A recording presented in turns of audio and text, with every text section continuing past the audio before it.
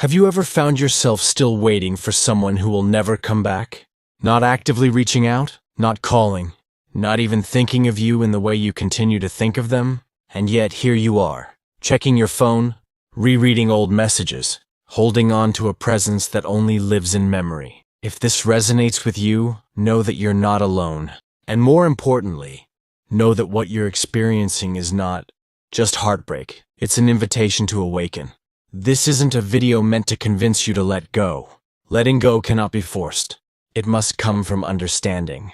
Instead, this is a mirror, a reflection of what is happening inside you when you cling to someone who has long gone.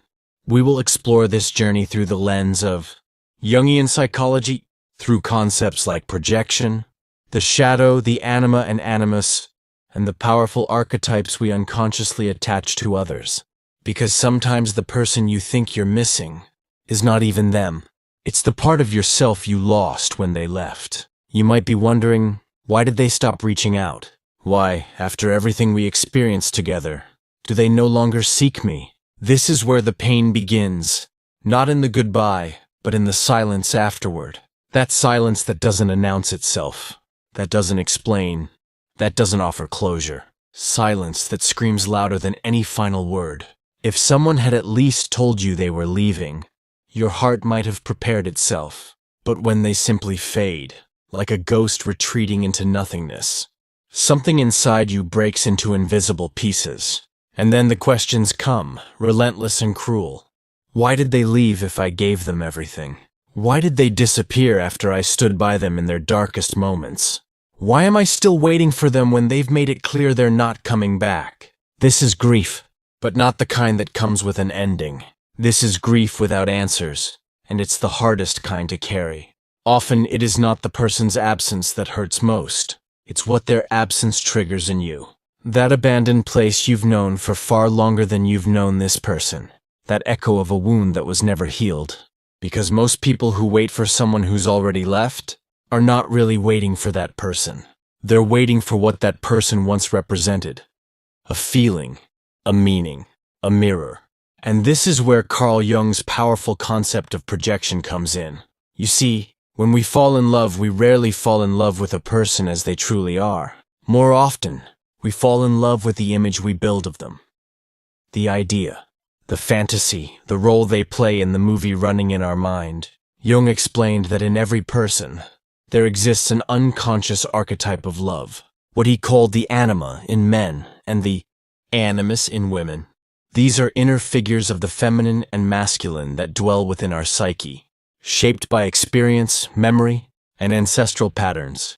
When we meet someone who resonates with our unconscious image of love, we project that archetype onto them. Suddenly, they're not just a person.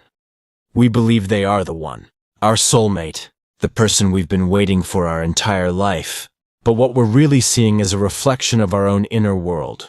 So the truth is painful but necessary. You are not waiting for them. You are waiting for the part of yourself that you placed in them to come back. And that will never happen. This realization is the first doorway to freedom. Because the longer you wait for them to return, the longer you remain trapped in a cycle that was never real to begin with. Not because your feelings were fake, they were very real. But the image you created, the ideal, was never truly about them. It was about you. It was about your unmet needs, your hopes, your unconscious desire to be healed from the outside. Sometimes people disappear not because they didn't care, but because you touched something in them they weren't ready to face. Maybe you were too real, too raw, too honest. Maybe you showed them something no one else had the courage to show them. Before their shadow. And that is terrifying. Most people do not want to see themselves. They want relationships that affirm the identity they are comfortable with, not ones that challenge it. When you become a mirror, you reflect not just love but pain, not just possibility but fear. And when a person is not ready to face their fear, they run. Not because you were too much, but because what you represented was too close to truth, too close to the parts they're still hiding from themselves. Carl Jung called this the process of individuation, the journey of becoming whole by integrating all the parts of ourselves that we've rejected, hidden, or ignored. The shadow, the pain, the unhealed wounds from childhood. You, unknowingly, activated this journey in them, but they weren't ready. So they fled, not from you, but from what you triggered. So now, instead of asking, why didn't they stay? Ask, what did I awaken in them that they couldn't face? It wasn't a lack of love. It was fear. It wasn't rejection. It was protection of their own fragile identity. And while you're still waiting, still longing, still wondering what went wrong, they are running. Not because they didn't feel anything, but because they felt too much. You touched their shadow. And when someone touches our shadow, we are faced with a choice: evolve or escape. Many people escape, and that escape is what you now call rejection. But I want you to know this: their silence is not a reflection of your worth. You were not too much. You were exactly right. They were simply not strong enough to meet you there. So please, don't dim your light to make someone else more comfortable in their darkness. Don't shrink yourself just because your truth scared someone else. Don't let the absence of another person make you abandon yourself. Because here's the deeper truth. You did not fall in love with them. You fell in love with the feeling they gave you, with the part of yourself you saw in their eyes, with the version of you that felt whole in their presence. And that version of you still exists, not in them, but in you.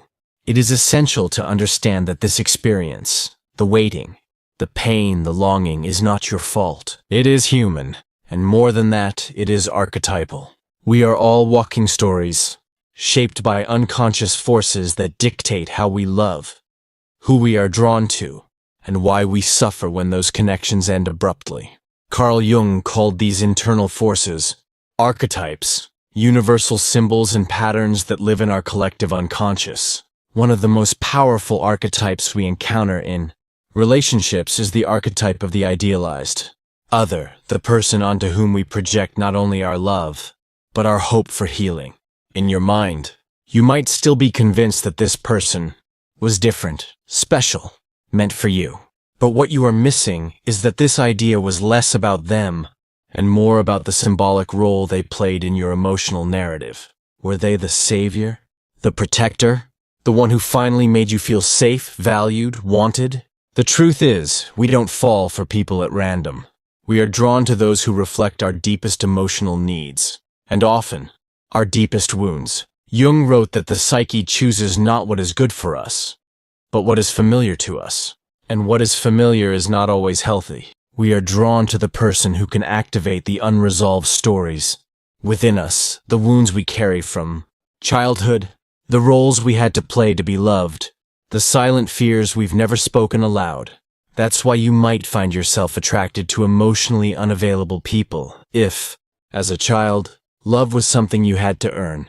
Or you might fall for someone who needs fixing if in your past, love and self-sacrifice were always entangled. You didn't just see a person, you saw an opportunity, an unconscious chance to rewrite an old story, to finally be chosen, to finally be enough. And so, you gave your heart with intensity. You showed up in ways others never did. You offered your vulnerability like a gift. But underneath all of this giving was a hidden hope. If I love them enough, they won't leave. And when they did, that's when the real pain began. Because it wasn't just this person who left you. It was the collapse of everything you built around them. The dream, the illusion, the possibility. When you place someone on a pedestal, it's not love. It's projection.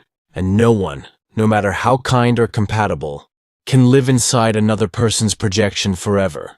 Eventually the mask cracks. The fantasy fades. Reality shows its face. And in that moment, either a deeper, authentic connection is formed, or the relationship breaks.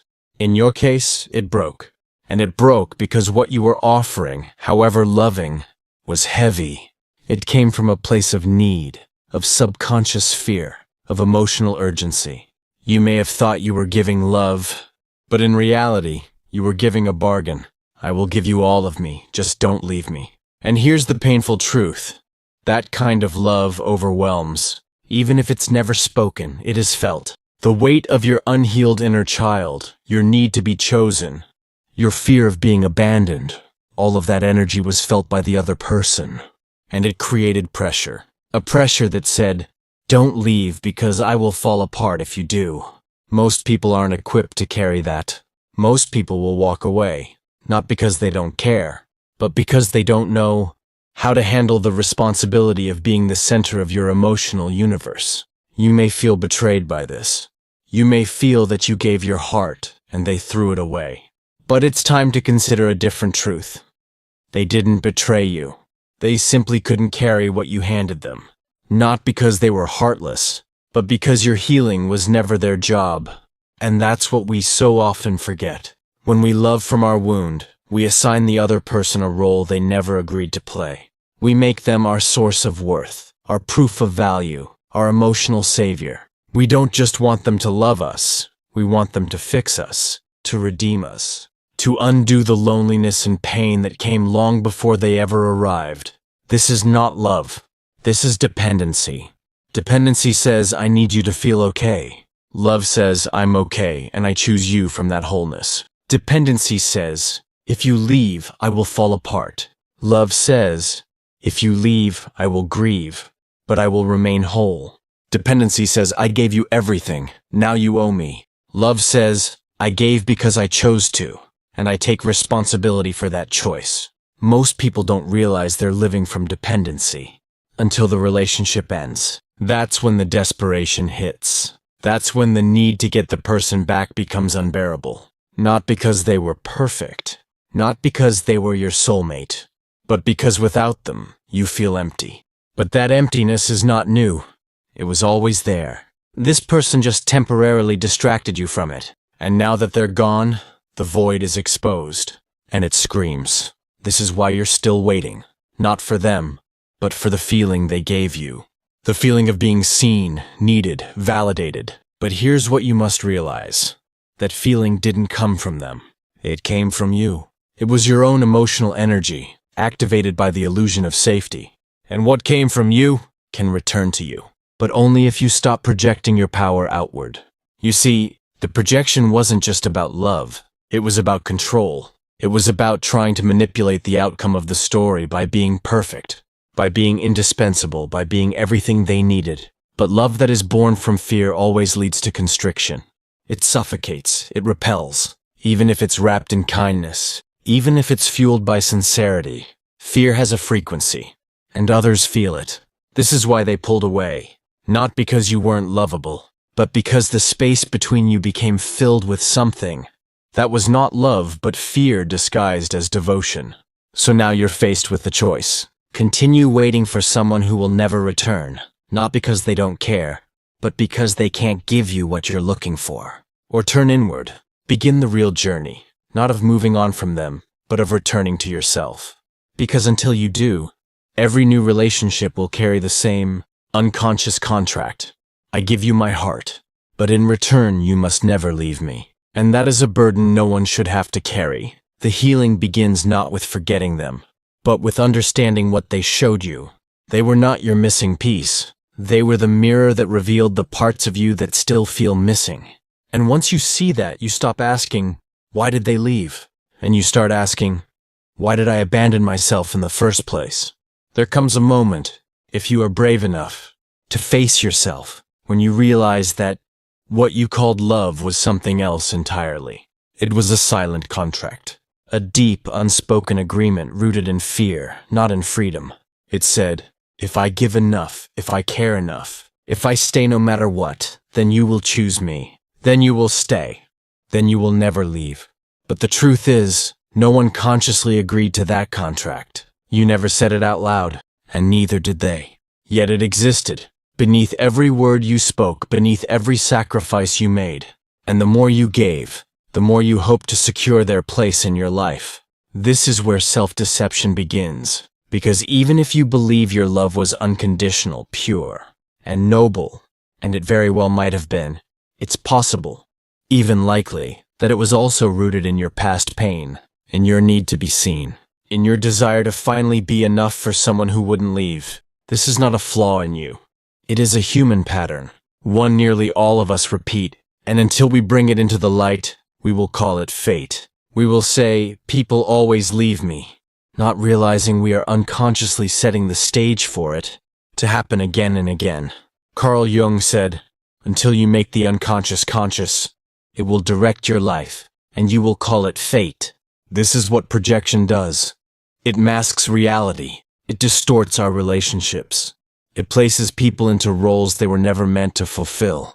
It turns partners into saviors, lovers into parents, companions into the solution to a wound that doesn't belong to them. You see, what hurts so much when they leave is not just the loss of the person. It is the collapse of everything they represented to you. The collapse of the emotional scaffolding you built around them. The illusion that this time would be different, that this person would be the one to stay. But they didn't. And that too is a mirror. Because maybe, just maybe, the pain you feel isn't only about the present. Maybe it's about all the times in your past, when someone important made you feel invisible, unseen, unworthy. And now their silence, their absence, their forgetting, you interpret it as proof that those old wounds were right. I am not enough. I am not worth staying for. People only love me when I give everything.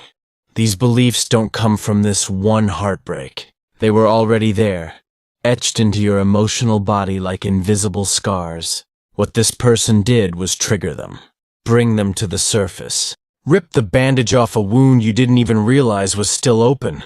And as much as it hurts, that is a gift. Because when a projection breaks, it shatters the illusion. And in its place, a new possibility is born. Authenticity. You begin to see yourself clearly. Not as someone who was abandoned, but as someone who finally sees the pattern. Someone who now understands that what they called love was, in part, a cry for healing. A hope that someone else could finally repair what has always lived inside. And once you realize that no one can carry that responsibility for you, you stop chasing love as salvation.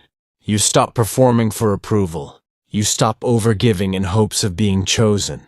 You begin instead to choose yourself. This shift is everything, because love that is born from wholeness looks very different than love born from lack. Whole love does not chase, does not beg, does not wait in silence hoping for scraps of attention. Whole love is a sharing, not a transaction. It is an offering, not a performance. It is rooted in freedom, not fear. And this is what you are being invited to discover. Yes, you gave a lot. Yes, you showed up in ways they didn't. Yes, you loved deeply and sincerely. But ask yourself, did you love them? Or did you love the way they made you feel about yourself? This is a hard question, but it is essential. Because if you were truly honest, you might realize that what you miss the most isn't them. It's the version of yourself you became when you were with them. You miss feeling seen, feeling special, feeling needed. And their absence took that away. But here's the truth you must hold on to. That version of you still exists. It wasn't born because of them. It was born because you allowed yourself to feel, because you opened your heart, because you accessed a part of yourself that longs to be expressed. They didn't give that to you. They only reflected it. And if it came from within you once, it can come again. Not through them, but through your own becoming. This is the real path of individuation. The process Jung described as the journey to the true self. Not the self that is shaped by fear. Not the self that clings to others to feel whole. But the self that knows its own value.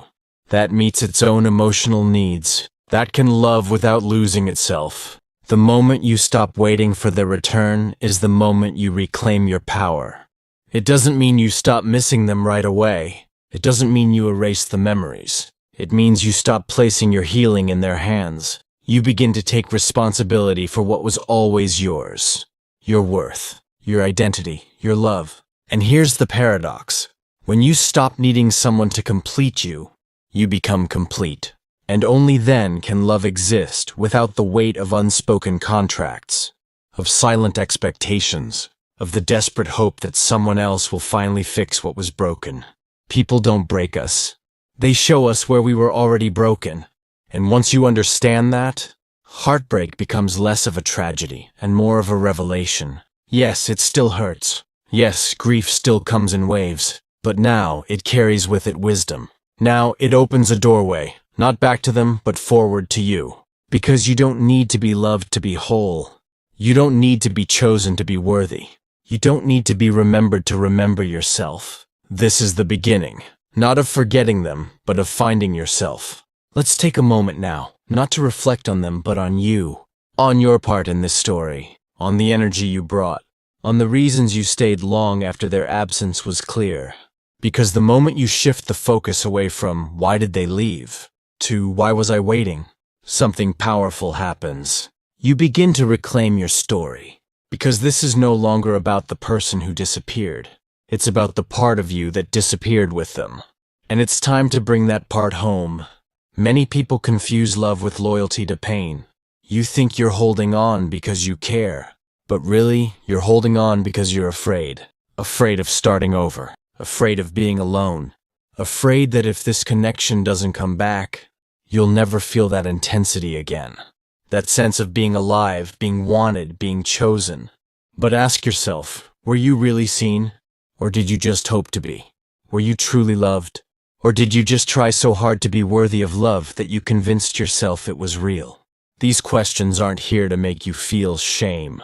They're here to bring clarity, because clarity breaks the spell of the past, and it lets you see what you couldn't while you were inside the illusion. You were never powerless. You were never just a victim of their leaving. You were also a participant in your own abandonment by staying when you felt ignored, by giving when it wasn't reciprocated, by betraying your own needs to protect their comfort. You made yourself small, hoping it would make them stay. But shrinking never creates safety. It only reinforces the story that your true self is too much, too intense, too real to be loved. And that story is a lie. You don't need to be perfect to be loved. You don't need to be everything for someone to stay. You don't need to fix others to earn your worth. You only believe this because the younger version of you was taught, directly or indirectly, that love had to be earned, that you needed to perform, sacrifice, suppress. And so you grew into an adult who associates love with effort, with suffering, with constantly proving your value. That's why, even now, after all this silence, a part of you still waits. Because this isn't just about the person who left. This is about the child inside you who was never seen in the way they needed to be. The child who learned to chase love because love never came freely. The child who believed, if I try harder, they'll stay. And now that child is still waiting. But here's what no one tells you. It's not your adult self that's hurting the most. It's the part of you that was never allowed to feel safe in their own skin. That was never given unconditional love. That never got to be fully expressed, fully received, fully held. And when this person left, it wasn't just a romantic ending. It was a reactivation of an old wound. One that said, "See, I told you, you're not enough. You're not worth choosing." But that wound is not truth. It is a story, a pattern, a legacy of unresolved pain. And you don't have to live in it anymore, because healing does not come from having someone return. Healing comes from realizing you were never unworthy in the first place. This is where the real awakening begins. Not in forgetting them, not in pretending it didn't matter, but in waking up to the truth. They were a chapter, but they are not your entire book. And perhaps this chapter hurt more than any other. Perhaps their absence was the earthquake that shook your entire inner world. But the collapse of an illusion is often the beginning of your most honest self. Because what's left after the fantasy dies is you. Unedited, unfiltered, real. The self that no longer tries to be good enough. The self that no longer waits to be chosen. The self that no longer begs for love in disguised ways. And when you step into that version of you, everything changes. You stop calling pain passion. You stop mistaking anxiety for chemistry. You stop waiting for love to be proven through suffering. Because you understand, finally, that real love doesn't require you to abandon yourself. This is the moment you come back to your body, to your truth, to your breath, to your life. And yes, the memories still hurt. Yes, you might still wake up thinking of them. Yes, you might still cry at night. But now the tears are different. They're not about waiting. They're about releasing. They're about mourning the illusion, not the person. Because the truth is, you never really knew them. Not fully. You knew the version of them that matched your projection. You knew the role they played in your inner world. But did you know their fears? Their real limits? Their emotional capacity? Or did you just fill in the blanks with what you hoped they could be? That's what projection does. It doesn't see the person. It sees the potential. And potential is not love. Potential is a promise, a maybe, a someday. But real love is grounded in the present, in reality, in who someone is, not who they could be if only they healed, changed, grew. So if you're still waiting, still checking your phone, still hoping they'll reach out, pause. Breathe. Ask yourself this. Do I miss them? Or do I miss who I thought they could become? Because there's a difference. And the sooner you see it, the sooner you return to the only place that has ever been real. Here, now, within yourself. You are not the abandoned one. You are not invisible. You are not too much. You are someone who dared to love with your whole being. And now, you are someone who dares to love yourself in the aftermath. This is not the end of your story. This is the part where you wake up, where you stop asking why they left, and start asking, why did I leave myself? Because the most important reunion is not with them. It is with the version of you that you lost in loving them. And now, it's time to come home. This is it, the moment of transformation, the turning point. Not in them coming back, not in the perfect apology, not in closure being handed to you like a gift, but in you realizing you don't need any of that anymore. You've waited long enough for the message that never arrived, for the explanation that was never offered, for the feeling of being chosen, seen, remembered. But now you begin to see what you were really waiting for wasn't them. You were waiting for you. You were waiting to remember your own worth, to return to your own presence, to reclaim the parts of yourself that you handed over when you believed love meant giving everything, even yourself. And now that you see it, the illusion begins to dissolve. You no longer beg reality to match your fantasy. You no longer romanticize someone who left quietly, who vanished without accountability, who chose comfort over connection. You begin to understand that people don't leave because you're unlovable. They leave because you triggered something in them they didn't know how to face. And that's not your fault. They weren't wrong for not being ready. You weren't wrong for offering your heart. What was wrong was the story you told yourself afterward, that their absence defined your value. It doesn't, because now, you finally grasp a deeper truth. You didn't fall in love with them. You fell in love with what they awakened in you, with the feeling of being alive, being wanted, being held. But that feeling didn't come from them. It came from you, your capacity to love, to feel, to connect deeply. You were never missing anything. You just forgot that you were already whole before they arrived. Carl Jung once said, "He who looks outside dreams. He who looks inside awakens." And now you awaken, slowly, painfully, honestly. You realize that so much of what you called love was fear. Fear of being alone. Fear of being forgotten. Fear that if someone doesn't stay, you no longer matter. But the truth is, someone did stay. You did. Despite the heartbreak, despite the shame, despite the nights you almost gave up, you stayed. And now it's time to return. Not to them, not to the version of you who begged for their love, but to the self that remembers, I am enough, as I am, without performance, without pain, without waiting. You no longer have to prove your worth through overgiving. You no longer have to be the healer in every connection. You no longer need to be chosen to feel valid. Because now you choose yourself. That means letting go of the fantasy that if you just held on long enough, they would come back changed.